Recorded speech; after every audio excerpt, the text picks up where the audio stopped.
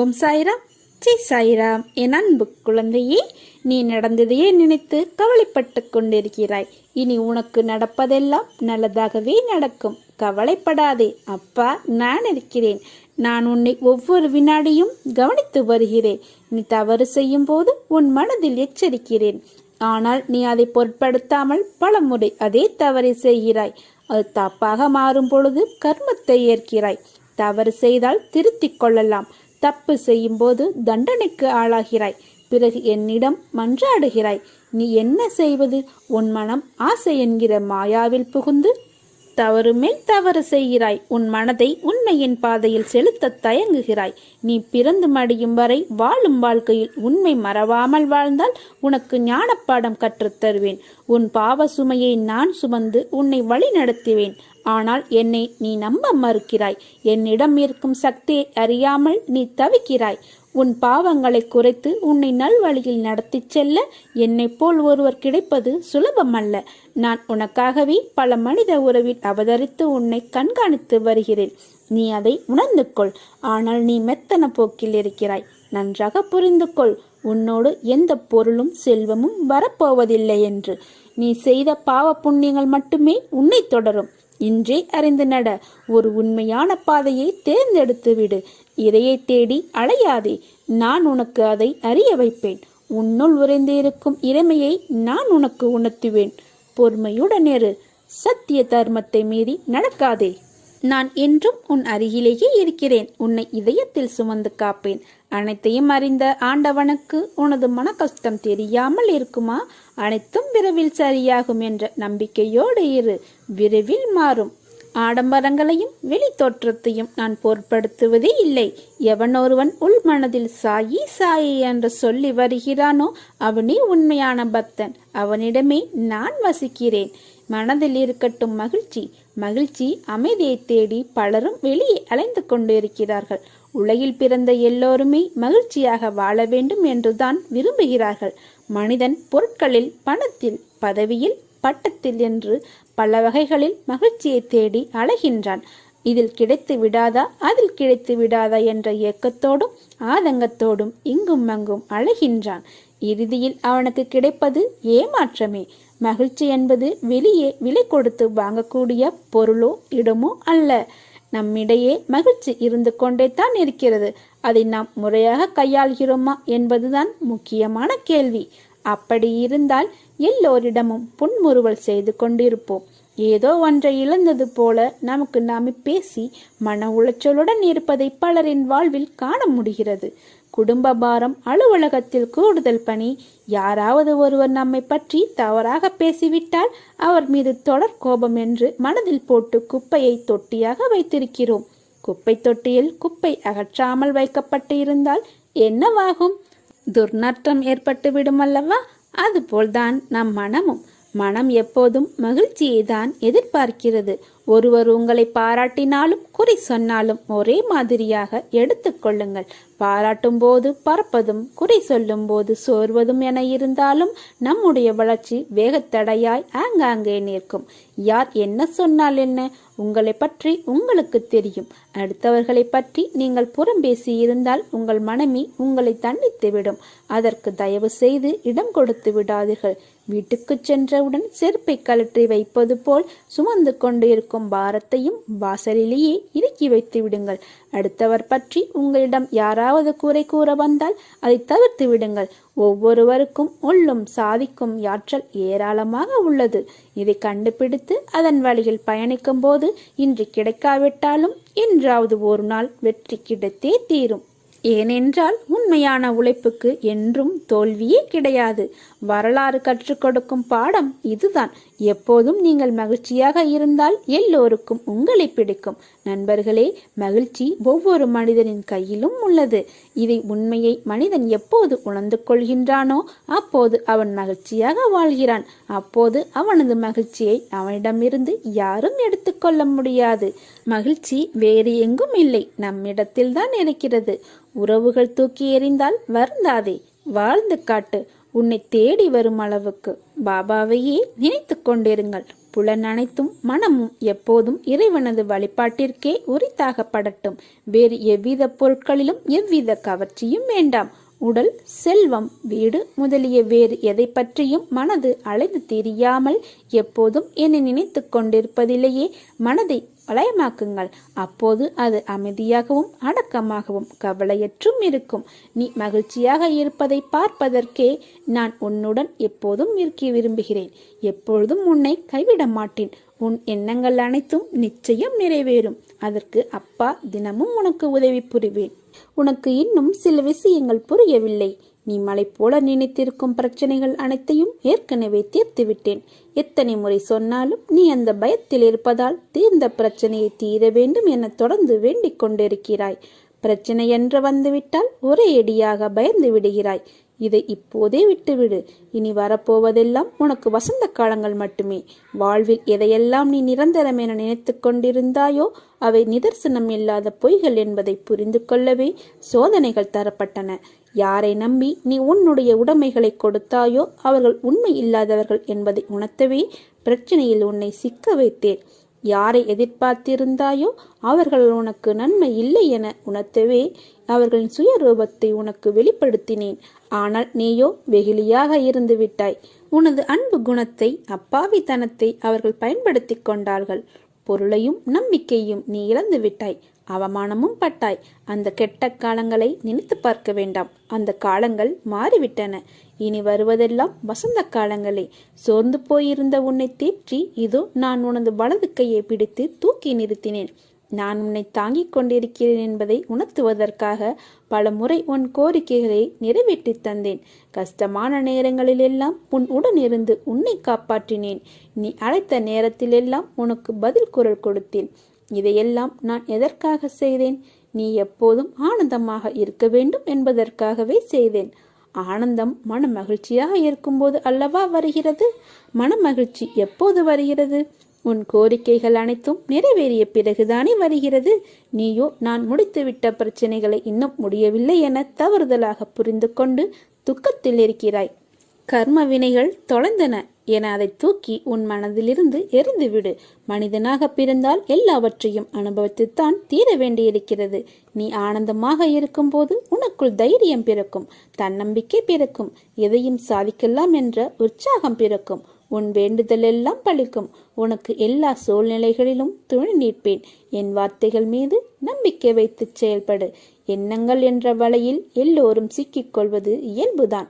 ஆனால் எண்ணங்கள் தான் உன் செயலின் வெளிப்பாடு என்ற உண்மையை மறவாதே.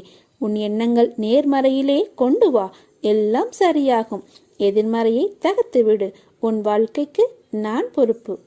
வாழ்க்கையில் நிகழும் இன்பமோ துன்பமோ எல்லாம் எப்படி எடுத்துக்கொள்கிறோம் என்பதை பொறுத்துதான் வாழ்க்கையின் நினைவுகள் அமையும். துன்பம் என்று சொல்லிக்கொண்டே இருந்தால் விலகி விடுமா என்றால் இல்லை. அதனை அனுபவித்து எதிர்நோக்கி கடந்து வந்துதான் ஆக வேண்டும். எல்லாம் நீ எடுக்கும் மனப்பக்குவத்தில் தான் அமைந்துள்ளது. உன் இன்பமும் துன்பமும் அடிபட்டால் வலிக்கும் என்று தெரியும். அடிபட்டவுடன் நீ அழுகிறாய். உன் மனதில் வலிக்கிறது என்ற உணர்வு தோன்றவுடன் உன் கண் கலங்கும் அல்லவா? அதற்காக இனிமேல் எங்கேயும் செல்லக்கூடாது, நகரக்கூடாது. அப்போதுதானே அடிபடும் என்று யோசித்தால் வாழ முடியுமா? அதை போலவே தான் துன்பம் காயப்படுத்தும் என்று தெரியும். அது வலிக்கும் என்றும் தெரியும். அதை தைரியத்துடன் ஒரு முறைக்கு இருமுறை நிமிர்ந்து பார். அது உன்னை என்ன செய்கிறது என்று. மனம் தளராதே. உன்னால் முடியும் என்றே போராடு. துணிந்து நில். வெற்றி கனிகளை பறிப்பாய். என் மென்மையான கரங்களால் உன்னை வருடிக்கொண்டு உன் பக்கத்தில் தான் நான் உனக்காக இருக்கிறேன். நீ விரைவில் அனைத்து இன்பங்களையும் பெறுவாய். உன் வேண்டுதல் கேட்கப்பட்டது. அது நிறைவேறியே தீரும். உங்களின் மனம் என் நாமஸ்மரணத்திலேயே நிலைத்து நிற்கட்டும். வேறெந்த சிந்தனையும் இல்லாமல் என்னையே நினைத்து உபாசிக்கும் கர்ம யோகிகளுக்கு யோக சேமத்தை அளித்து என்னுடைய சத்திய பிரமணமாக கருதுகிறேன். ஸ்ரீமத் பகவத்கீதையின் இந்த உறுதிமொழியை பேருண்மையாக எடுத்துக்கொள்ள வேண்டும். உணவுக்கும் உடைக்கும் பஞ்சமே இல்லை. அவற்றின் பின்னால் அலைய வேண்டாம். இறைவனின் அரசபையில் கௌரவம் தேடுங்கள். அவருடைய அருளையே கெஞ்சி வேண்டுங்கள். அவருடைய பிரசாதத்திற்காகவே முயற்சி செய்யுங்கள். உலகியல் புகழ் தேடாதீர். பாராட்டுபவர்களுடைய தலையசைப்பை நாடி உன்னுடைய கவனம் ஏன் திரும்ப வேண்டும்? உன் இஷ்ட தெய்வத்தின் மீதுள்ள காருண்யத்தினால் உருகி வியர்வே தபதபவென்று பெருக்க வேண்டும். அந்த லட்சியத்திற்கு நீ எவ்வளவு வேண்டுமானாலும் பாடுபடுங்கள். புலன்கள் அனைத்தும் பக்தி பெருக்கால் மூழ்கடிக்கப்பட்டு புலனின்ப நாட்டங்கள் எல்லாம் பக்தியுடன் கூடிய வழிபாடாக மாற்றம் எய்தட்டும். இம்மாதிரியான வழிபாடு இதர வழிகளில் ஆசை வைக்காது, என்றென்றும் நிலைக்கட்டும். மனம் மற்ற உலக ஆயுத வேவையற்ற விஷயங்கள் அனைத்தையும் மறந்துவிட்டு என்னுடைய நாமஸ்மரணத்திலேயே நிலைத்து நிற்கட்டும். சாய்பாபாவின் ஆசி என்றும் எப்போதும் எங்கும் உங்களுக்கு உண்டு. 5 பெண்களின் உதவியுடன் வேலை முடிவுறும். அன்னதானம் செய். ஸ்ரீ சாய்நாதரை நினைப்பதனால் வேலை விரைவில் முடிவதை நீ உணர்வாய். ஸ்ரீ சாய்நாதரை நினைப்பதால் உன் மனம் தூய்மை பெறும். அவர் ஆசிகள் ஏற்கனவே உனக்கு உண்டு. உன் தகப்பனார் செய்த தர்மங்கள் உனக்கு துணை புரியும். வெற்றி கிட்டும். உன் உழைப்புக்கு தகுந்த ஊதியம் கிடைக்கும். உனக்கு வெற்றி உண்டு. பிரயாணம் செய்வாய். ஞானிகளின் கூட்டுறவு கிடைக்கும். உன் தவறுகளை உணர்வாய். உன் தாயால் உனக்கு மகிழ்ச்சி ஏற்படும். ஸ்ரீ சாய்நாதரின் ஆசியால் எங்கும் மகிழ்ச்சி பொங்கும். அன்னதானம் செய். ஸ்ரீ சாய்நாதரின் ஆசிகள் ஏற்கனவே உனக்கு உண்டு. அவரன் நினைவில் கொள். பசித்தவர்க்கு உணவு அளி. உடனே வெற்றி அடைவாய். அனைவரையும் நேசி. வேற்றுமைகளை மறந்துவிடு. எல்லாம் ஸ்ரீ சாய்பாபாவுக்கு தெரியும் என்பதை மனத்தில் கொள். அவரை நினை. தானே வெற்றி உன்னை வந்தடையும். அன்பு மேலிட்டால் உன் கண்கள் குளமாகும். ஸ்ரீ சாய்பாபாவுக்கு எல்லாம் தெரியும் என்பதை எண்ணி அவரிடம் சரணடை. பிறகு பார் 24 மணி நேரத்திற்குள் என்ன நடக்கிறது என்பதை. ஸ்ரீ சாய்பாபாவுக்கு இனிப்புகளை நிவேதனம் செய். மறந்து போனதற்கு மன்னிப்பு கேள். கேட்டவை உடனே கிடைக்கும். ஸ்ரீ சாய்நாதர் உன் பக்தியை தான் எதிர்பார்க்கிறார். அவரை நினைவில் கொள். நீ அன்னதானம் செய்த உடனேயே உனக்கு மன நிம்மதி கிடைக்கும். நீ விரும்பிய வேலை நிறைவேறும். உனது குருநாதரை நினைவில் கொள். எல்லாம் நீ எண்ணியபடி நடக்கும். பிரித்து கொடுப்பதன் மூலம் வேலை விரைவில் முடியும். மக்கள் பார்த்து வியக்கும் வகையில் நீ செயல்படுவாய். உனக்கு வெற்றியும் புகழும் கிட்டும். நீ எப்போதும் வாய்மையை கடைபிடிக்க வேண்டும். நீ அளித்த வாக்குறுதிகள் யாவற்றையும் நிறைவேற்ற வேண்டும். விசுவாசமும் பொறுமையும் பெற்றது. நீ எங்கே இருந்தாலும் எல்லா நேரங்களிலும் அப்போது நான் உன்னுடனேயே இருப்பேன். அமைதியாக இரு. பயப்படாமல் இரு. நான் உனது கோரிக்கையை நிறைவேற்றுவேன். மகனே, மகளே, உனக்கு நல்ல காலம் பிறக்கப் போகிறது. என் மீது முழுவதுமாக நம்பிக்கை வைத்தால் அப்போது உனக்கு அனைத்தையும் தந்தருள்வேன். என்னிடம் முழுமையாக சரணாகதி அடைந்து அகந்தை இல்லாமல் அகங்காரம் இல்லாமல் தூய மனதோடு வேண்டியதை கேள். என்னிடமுள்ள அனைத்தையும் நான் உனக்கு அள்ளி அள்ளி வழங்குவேன். சோதனையும் துயரங்களும் கடினமான சூழ்நிலையிலும் உன்னை சோர்ந்து உட்கார வைத்து அழகு பார்ப்பதற்காக உன்னை தேடி வருவதில்லை. அனைத்தையும் எப்படி தாங்கிக் கொண்டு இருக்கிறாய் என்பதை பரிசிக்கவே உன்னை தேடி வருகின்றன. இதையெல்லாம் உணர்ந்தால் உனக்கு அனைத்தும் வெற்றியாகும். காலம் மாறும். நீ கடந்து கொண்டு இருக்கிற தற்போதைய நிலையை நினைத்து வேதனைப்படுகிறாய். வம்சாவளி நலனை நினைத்து தினமும் வேதனைப்படுகிறாய். இழந்து போனதை நினைத்து தினமும் வேதனைப்படுகிறாய். உன்னை பார்த்து சிரித்தவர்களை பார்த்து வேதனைப்படுகிறாய். இப்படிப்பட்ட பலதரப்பட்ட வேதனைகள் வாழ்க்கையில் என்றால் இவைகளை நீ தாங்கிக் கொண்டு எதிர்த்து போராடி மீண்டு வந்தால்தான் பல சுகங்கள் கிடைக்கும். தினமும் உன்னை வருத்தி கொண்டு எதையாவது சாதிக்கப் போகிறாயா? இல்லை, முடியாது. வேண்டுமென்றால் முயற்சி செய்து பார். உன்னையே நீ தாழ்த்தி கொண்டு உனது பாரத்தை என் மீது முழுமையாக சுமத்தாமல் அழுது கொண்டு இருக்கிறாய். என்னை நம்பி நம்பிக்கையோடு எழுதுவா. எனது கண்களை பார். அனைத்தையும் புரிந்து கொள்வாய். உனது கர்ம பலன்களின் வீரியம் அதனால் இப்படி அனுபவித்துக் கொண்டிருக்கிறாய். அதையெல்லாம் தாண்டி நான் ஒருவன் இருப்பதையே மறந்து புலம்பிக் கொண்டிருக்கிறாய். அப்பா, நான் இருக்கிறேன், கலங்காதே. நான் உன்னை கைவிட மாட்டேன். எனது ஆசீர்வாதத்தினால் நீ பெரும் செல்வந்தர்களுக்கு மத்தியில் நீயும் ஒருவனாக அனைவராலும் மதிக்கப்படுவாய், பாராட்டப்படுவாய். என் வாக்கு பொய்யானது இல்லை. நீங்கள் எதிர்பார்த்து காத்திருக்கும் அனைத்தையும் நடத்தி காட்டுவேன். என்னை சரணாகதி அடைந்தால் நான் உன்னை பாதுகாப்பேன். பொறுமையாக இரு. அப்பா, நான் இருக்கிறேன், கவலைப்படாதே, நான் இருக்கிறேன். உன் கூடவே நான் இருக்கும்போது உன் கஷ்டத்தை நான் தாங்குவேன். உனக்கு தற்போது ஏற்பட்டுள்ள சூழ்நிலை நான் அனுமதித்ததுதான். இதன் மூலம் உன் வாழ்க்கையில் வேறு நல்லதை ஏற்படுத்தப் போகிறேன். நீ எந்த குழப்பமும் ஏற்படுத்திக்காதே. நான் உன்னை எந்த சூழ்நிலையிலிருந்தும் வெளியே கொண்டு வருவேன். உன் கஷ்டத்துக்கு நானே பொறுப்பேற்று உன்னை திருப்திப்படுத்துவேன். என்னையே நம்பியிருக்கும் உன்னை காப்பதே என் வேலை. உன் அப்பா நான் இருக்கும் வரை நான் உன்னை தாங்குவேன். எந்த சலனமும் வேண்டாம். யார் உன்னை புறக்கணித்தால் என்ன? இந்த பிரபஞ்சம் எப்போதும் உன்னை தன் அன்பால் கருணையால் அரவணைத்துக் கொண்டுள்ளது. சூரியனோ சந்திரனோ என்றாவது உன்னை புறக்கணித்து தனது ஒளியை உனக்கு தர மறுத்ததுண்டா? இயற்கை ஒருபோதும் உன்னை புறக்கணிப்பதில்லை. உன் மீது எல்லையில்லா கருணை கொண்டிருக்கும் இயற்கையை மறந்து நீ மனிதர்களின் புறக்கணிப்பு குறித்து கவலை கொள்கிறாய். அது மனதின் வேலை. உண்மையில் எத்தனையோ மனிதர்கள் உன்னை புறக்கணிப்பதுண்டு. எத்தனையோ மனிதர்களை நீயும் புறக்கணிக்கிறாய். எல்லா புறக்கணிப்புகளும் வழியை தருவதில்லை. சில மனிதர்களை மனம் கூழாங்கற்களாக நினைக்கிறது. சில மனிதர்களை மனம் விலையுயர்ந்த வைரம் போல் மிக உயர்வாக நினைக்கிறது. அவர்களின் அன்பிற்கும் அங்கீகாரத்திற்கும் ஏங்குகிறது. கூழாங்கற்களின் புறக்கணிப்பு வழியை தருவதில்லை. வைரத்தின் புறக்கணிப்பு வழியை தருகிறது. இது மனதின் உயர்வு தாழ்வு மனப்பான்மையினால் விளைவது. அதனால் பிறரை உயர்வாக கருதும் போது உன்னை நீயே தாழ்வாக கருதுகிறாய். பிறரை தாழ்வாக கருதும் போது உன்னை நீயே உயர்வாக கருதிக் கொள்கிறாய். உன்னை நீ தாழ்வாக கருதும் தருணத்தில் வரும் புறக்கணிப்பு வழியை தருகிறது. உன்னை உயர்வாக கருதும் தருணத்தில் வரும் புறக்கணிப்பை வழியில்லாமல் உன்னால் கடந்து செல்ல முடிகிறது. இவை அனைத்தும் உன் மனதின் கற்பனை நிலைப்பாடுகளேயன்றி உண்மையில் இயற்கையில் அத்தகைய உயர்வு தாழ்வு எதுவும் இல்லை. சிறு புல்லும் பெருஞ்சூரியனும் இயற்கையில் சமமாகவே உள்ளன. ஆக இப்போது உனக்கு தேவை சமநோக்கு பார்வை. தியானம் செய். இயற்கையை நேசி. வழிகள் மறையும். பாராட்டுக்காக இயங்கும் நேரத்தில் நீ எத்தனை பேரை பாராட்ட மறந்திருக்கிறாய் என்று எண்ணிப்பார்.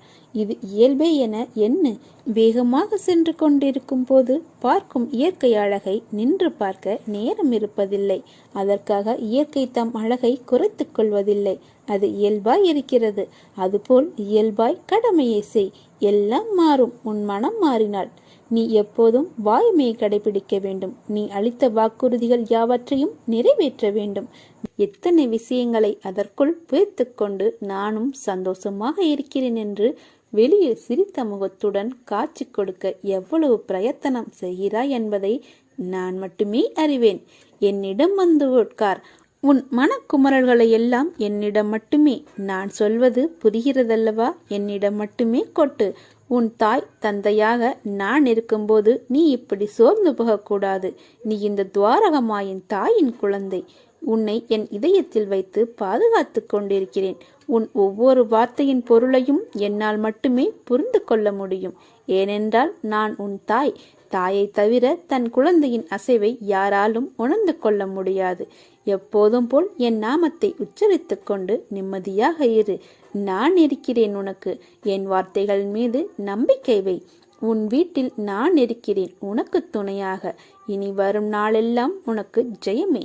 அன்பின் எதிர்பார்ப்புகள் பணமோ பொருளோ இல்லை.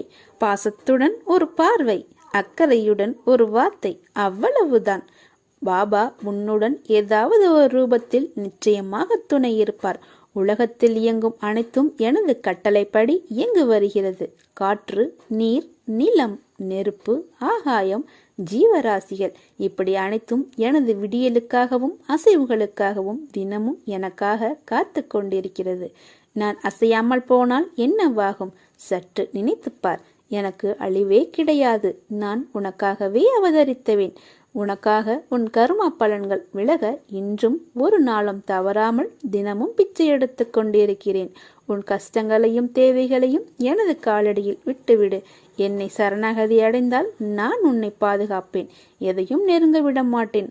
உனக்கு விதிக்கப்பட்ட விதியின் சீற்றத்தால் தினமும் அவதிப்பட்டு கொண்டிருக்கிறாய். உலகத்தையே அட்டி வைக்கும் வேலையை செய்யும் நான் உன்னை விடுவிக்க மாட்டேனா? என் செல்வங்களை காப்பதற்கு வந்த சத்குரு நான். நினைத்து பார்க்க முடியாத அளவிற்கு உன்னை நான் விரைவில் உயர்த்துவேன்.